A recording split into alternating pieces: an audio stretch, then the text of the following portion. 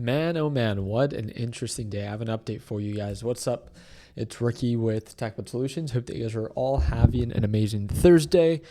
Let's go ahead and recap the day. Again, I was up $7,000. I held 50 shares because I thought that Micron was cheap enough. And I'm still holding them, but it sold off enough during the extended hours that I ended up giving back like $700. Nonetheless, very grateful for how today played out. Just so you could see, my average price is right around $848. I have 50 shares and I'm going long on it. So $700 to $800 is what I gave back. Nonetheless, we did a great job fixing the mistakes that we made yesterday. Going in too aggressive, too early on, not taking profits quick enough, and fighting the trend.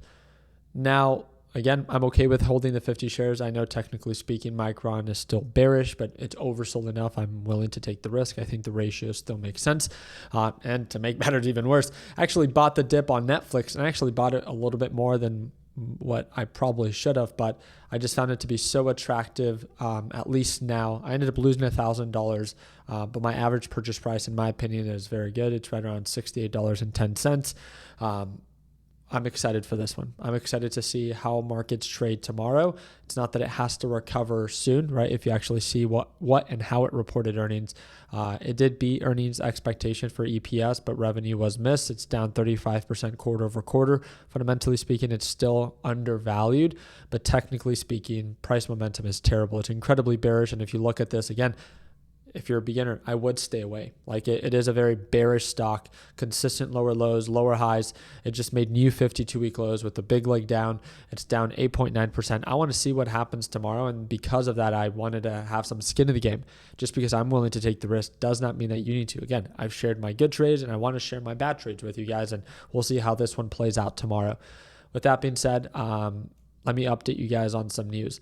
This was a wild one. Like I had to wait to confirm. President Trump just turned his insider trade into paid subscription. You guys let me know down in the comment section what you think. Trump owns Truth Social. That's his social media application. It also trades under the ticker DJT, right? His post already moved markets. We all know that, right? He's made it very apparent that when he treats peace deal, no peace deal, it moves markets, and he's been aware of this. Now Trump Media is launching a paid API that gives Wall Street real-time access to those same posts. So again, just more direct and quicker access to this information, including his own post. Many high-frequency trading firms have already signed up. Isn't that just odd? Doesn't this just cheapen the presidency? You're just doing everything to sell out. Is it just me? You guys let me know down in the comment section what you think. The president of the United States selling more direct access, back-end API, because he knows his tweets move markets, so why not make money off of that as he moves markets? A complete abuse of power and conflict of interest, if you ask me.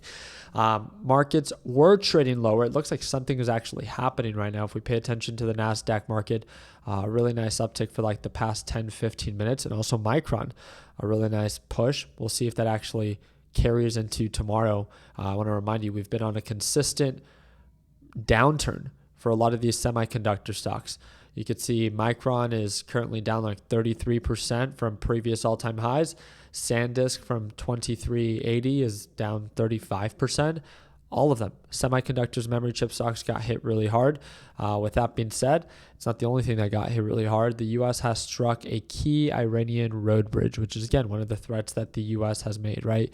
The U.S. has killed at least 2 people, injured 4, and caused power outages in the area. Not because of this is different. $300 billion in Japanese dollars has been wiped from the Japanese market, and the Nikkei has crashed 4%, extending a brutal sell-off for the second straight day in a row. I really hope that this is not foreshadowing what's set to happen tomorrow in our markets. But again, first the South Korean market and now the Japanese market having a negative implication or negative influence to the overall market. Iran has launched extensive attacks on Qatar with at least 3 to 4 impacts in Doha minutes ago, with initial reports of the U.S. I don't know how to pronounce any of that, but airbase.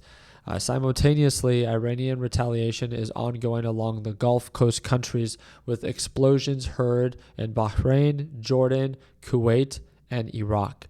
Again, just a terrible look. It looks like things are escalating. It's been happening all week. I think this is the 6th ongoing day in a row that the U.S. and Iran are actively attacking one another. I mean, Trump made it very clear from his initial attack, I think it was July 7th, he has 60 days to attack and continue to attack without congressional approval.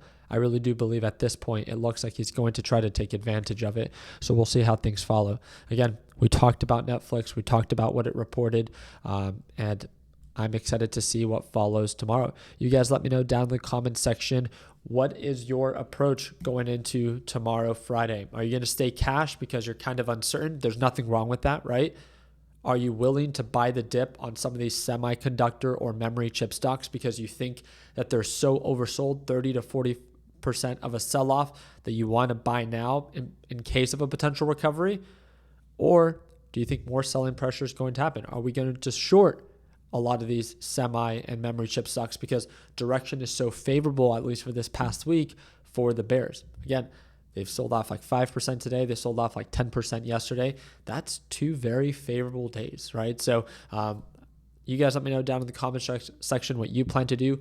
We will be talking about a plan of action in tomorrow's live trading session with our LPP team, and I would love to see you there. We go live right at market open, right when the market rings the bell. And if you want to tune on in, it's the second link in the description down below. Just like today, if you watch today's live session, you get to see all of my entries, all of my exits, but most importantly, you get to hear my thought process behind every trade I take, all of the good trades and even all of the bad ones. That is the whole thing, right? If you're actually trying to learn how to trade, why not join a team that does it live every single day? And we get to do it together, right? If you want to check it out to learn more, second link down below, and you can even preview today's live session before you actually join. I appreciate you guys' time. Hope that earned your thumbs up. Please consider subscribing. And like always, let's make sure that we end the year on a green note. Take care, team, and happy Thursday.